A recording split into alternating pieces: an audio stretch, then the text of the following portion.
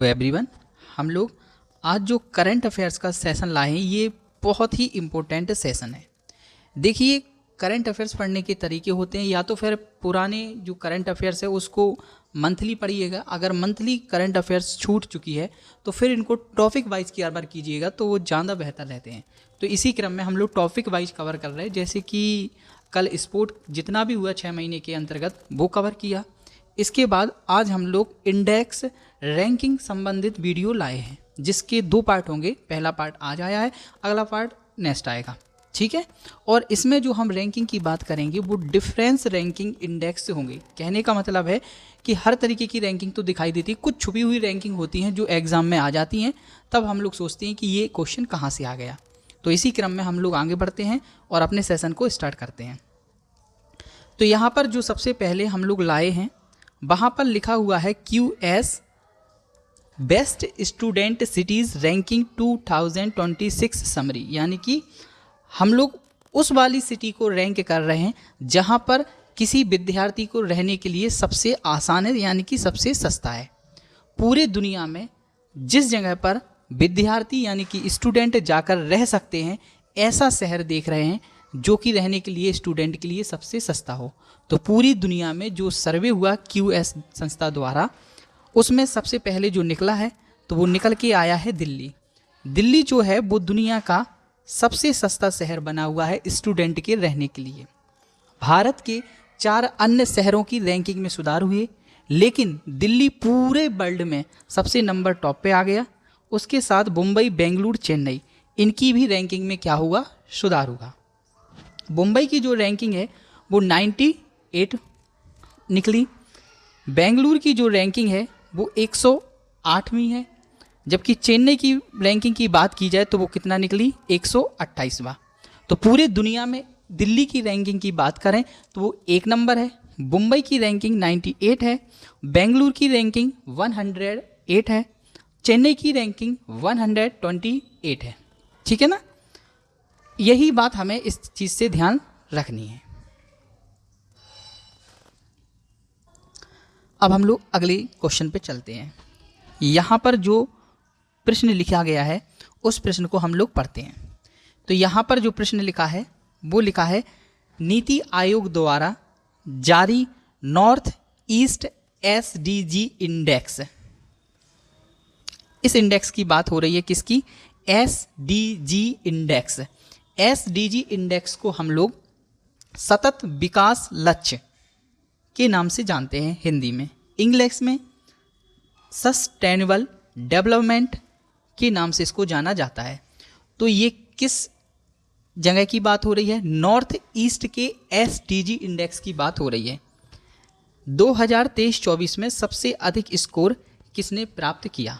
2023-24 में जो सर्वे किया गया होगा उसका रिजल्ट 2025 में आया, और ये कब आया, 7 जुलाई 2025 को आया। और वहाँ से जिस राज्य के जिस जिले ने सबसे ज़्यादा अंक प्राप्त हुए होंगे, इन 4 ऑप्शन में से कोई एक जिला होगा। जैसे कि पहला ऑप्शन है डिब्रूगढ़, हतीहाल, थर्ड ऑप्शन है लोअर दिबांग वैली, 4 ऑप्शन है ईस्ट खासी हिल्स। आपको जानकारी के लिए बता दिया जाए कि ये वाली जो सूची है, इसने जो सर्वे किया था वो 8 राज्यों में सर्वे किया। और कौन से वाले 8 राज्य, तो यहाँ पर गौर करना, नॉर्थ ईस्ट वाले 8 राज्यों में सर्वे किया। और 8 राज्यों के 121 स्टेट, यानी कि 121 ज़िले में सर्वे किया गया। और वहाँ उन 121 ज़िले में देखा गया कि सबसे ज़्यादा स्कोर किसका आया। तो सबसे ज़्यादा जो स्कोर आया वो देखे ले रहे, वो आया 81.43। 100 स्कोर कोई भी राज्य प्राप्त नहीं कर सका, कोई राज्य का जिला प्राप्त नहीं कर सका, केवल कितना ही प्राप्त किया गया, 81.43। और ये स्कोर प्राप्त करने वाला जो राज्य बना, जो जिला बना, उस जिले का नाम है हतीयाल। कौन सा बना, हतीयाल बना। और हतीयाल कहाँ पर है, तो हतीयाल जो है वो कहाँ पर है, मिजोरम में। हतीयाल कहाँ पर है, मिजोरम में, ठीक है। मिजोरम में हथियाल है पता होना चाहिए मिजोरम की जो राजधानी होती है वो क्या होती है, आइजॉल। एक और सूची जानकारी बाहर निकली है जिसमें ये पता चलता है कि 100% साक्षरता वाला अगर कोई राज्य बना है जिसमें सभी के सभी 100% लोग साक्षरता वाले हैं, तो वो कौन सा बन गया है, मिजोरम। ठीक है, तो ये ध्यान रखना है। मिजोरम से एक फैक्ट भी याद रखना है कि 100% साक्षरता वाला जो राज्य बना है अभी 2025 में, तो वो कौन सा बन के तैयार हुआ है, मिजोरम। मिजोरम की राजधानी कौन सी है, आइजॉल। आइजॉल से भी एक फैक्ट निकला है कि नॉर्थ ईस्ट को हम लोग हिंदी में बोलते हैं उत्तर पूर्व। उत्तर पूर्व का चौथा ऐसा शहर बन के तैयार हो गया है जो आज़ादी के बाद पहली बार भारतीय रेलवे से जुड़ा है। ध्यान रखना, आज़ादी के बाद 4th ऐसा शहर बना है आइजॉल जो रेलवे लाइन से यानी कि भारतीय रेलवे से पहली बार जुड़ा है। बात ये सब चीज़ें जो आंसर एक्सप्लेन किया वो सब यहाँ पर लिखा हुआ है। अगला जो प्रश्न है वो है 2024 में वायु फ्यूल के उपयोग में भारत किस देश को पछाड़कर चौथे स्थान पर पहुंच गया है। आपके सामने 4 ऑप्शन हैं, इंडोनेशिया, अमेरिका, चीन, ब्राज़ील। आपको बता दें इसका जो सही जवाब है वो है चीन। भारत ने चीन को पछाड़ा है और खुद कितनी जगह पर पहुंच गया है, उसकी जगह पर चौथे स्थान पर। तो चीन कौन सी जगह पर पहुंच गया है फिर, तो चीन पहुंच गया है 5वें स्थान पर। तो पहले स्थान पर कौन है, तो पहले स्थान पर जो है वो है USA यानी कि अमेरिका। साथ ही हम दूसरे स्थान पर याद रख लें, दूसरे स्थान पर कौन है, ब्राज़ील। तीसरे नंबर की भी बात कर लें तो कौन है, इंडोनेशिया। और चौथे पे अपना प्यारा भारत और 5वें पर चीन। ठीक है, आगे बढ़ते हैं। ये एक्सप्लेन है, ये सब आप पढ़ लीजिएगा। समझ में ना आए तो कमेंट कर दीजिएगा, इसको समझा देंगे। वर्ष 2025 के UNSDG इंडेक्स में भारत की रैंकिंग क्या रही है, सस्टेनेबल डेवलपमेंट मानव विकास सूचकांक। लेकिन ये किसका है, यूनाइटेड नेशन का, यानी कि पूरे वर्ल्ड का। तो उसमें भारत की बात हो रही है। ऑप्शन है अपने पास 109, 85, 99, 112। तो जो भारत की जो रैंकिंग रही है वो कितनी रही है, 99। इससे पहले अगर भारत की रैंकिंग की बात की जाए तो काफ़ी थी। 2022 में 121 थी, उसके बाद 112 हुई और 2025 में कितनी आ गई है, 99। ठीक है, अगर हम सबसे पहले नंबर पे देखा जाए तो पहले नंबर पे किसकी रही है, फिनलैंड की रही है। किसकी रही है, फिनलैंड की।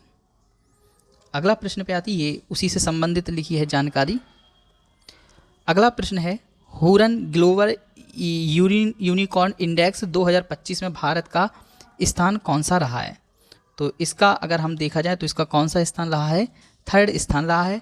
पहले स्थान पर देखा जाए तो पहले स्थान पर कौन है, अमेरिका है। ठीक है, और दूसरे स्थान पर देखा जाए तो दूसरे स्थान पर कौन है, चाइना है।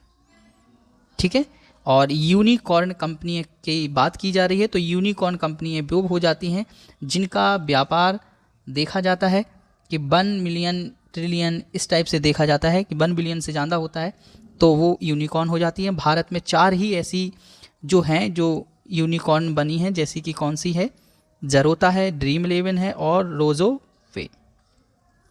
अगला प्रश्न है, पंचायती प्रगति सूचकांक PAI 2.0 में कुल कितने प्रमुख प्रदर्शन संकेतक शामिल हैं।